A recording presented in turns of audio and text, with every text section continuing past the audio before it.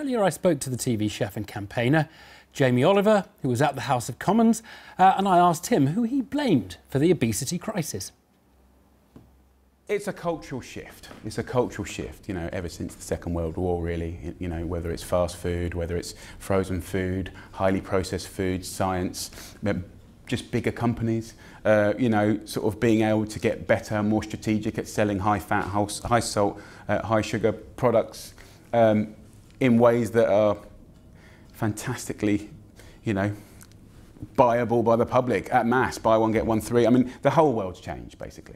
I wonder whether the soft drinks industry will say, it's okay for him to go on about soft drinks, but we are assailed by unhealthy foods and tasty treats, and it's a bit random to pick on the soft drink industry, isn't it? I mean, breakfast cereals, Frosties, I don't know what, a third sugar.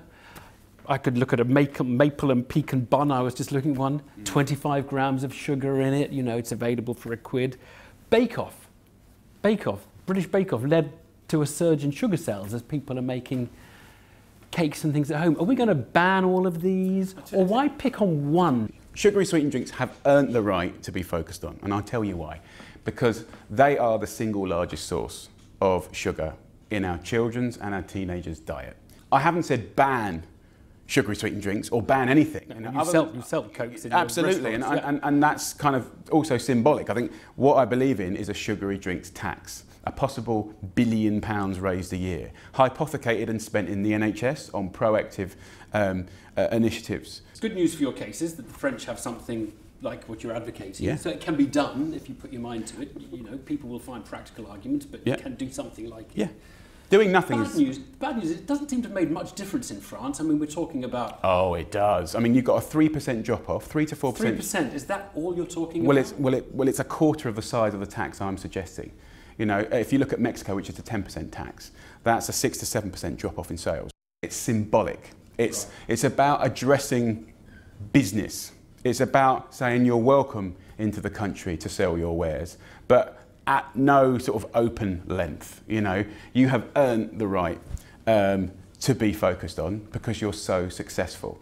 And whether it's our Olympics, our sports, or just advertising all over our biggest TV shows, it's always going to be the highest salt, fat and sugar companies. And I just think that when you're looking at public health, child health, nationally, locally, in your neighbourhood, rich or poor, when it gets so bad, and we're there right now, you need to change the rules of the game, and that is now. We're living in a period where there's quite a lot of public mistrust of big business in general, about 100 different issues, tax or what they try and do to diesel cars or any number of things. I wonder whether the choice of the soft drinks industry is to do with the fact that we associate sugary drinks with big, large multinational food corporations, Coca-Cola Corporation. Mm-hmm. I wonder whether it is to do with that and whether it's part of, whether you're tuning this to an anti-business agenda. No. The conversation of a tax is the hardest one in the world. It ain't gonna, I'm not gonna have an easy ride because of I'm bringing it up. But I do think that if you want to see a reduction in obesity and diet-related disease in our lifetime, one has to fight. The biggest killer in this country right now is diet-related disease.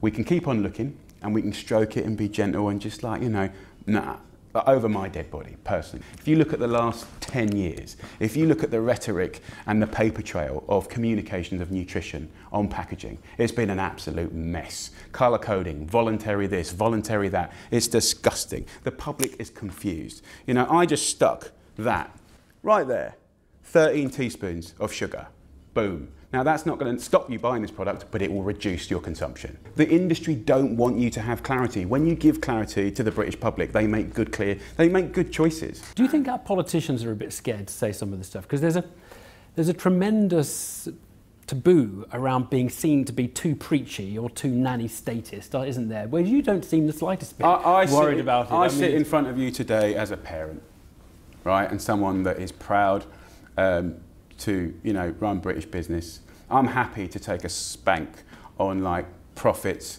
and bits and pieces like that if I'm doing it right. You know, I want to earn a quid right. I can see why people will say, who is this guy who serves lovely desserts, loves cheese and serves all this lovely stuff in his restaurants? A third of the menu is red.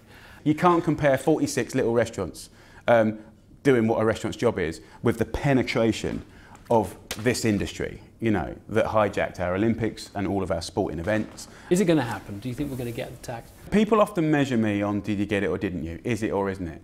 I think if the British public don't want it, they shouldn't have it. But if the British public of any type can look in the mirror in the morning when they're brushing their teeth and saying, by the way, that NHS that's being crippled, right? Like we've got to get much more medieval on this situation now. And if you're robbing from Peter to pay Paul, and the Paul is the nurses and doctors, surgeons, kids and teachers of Britain, then that's, in my book, fair dues. Jamie Oliver, thank you very much. Thanks.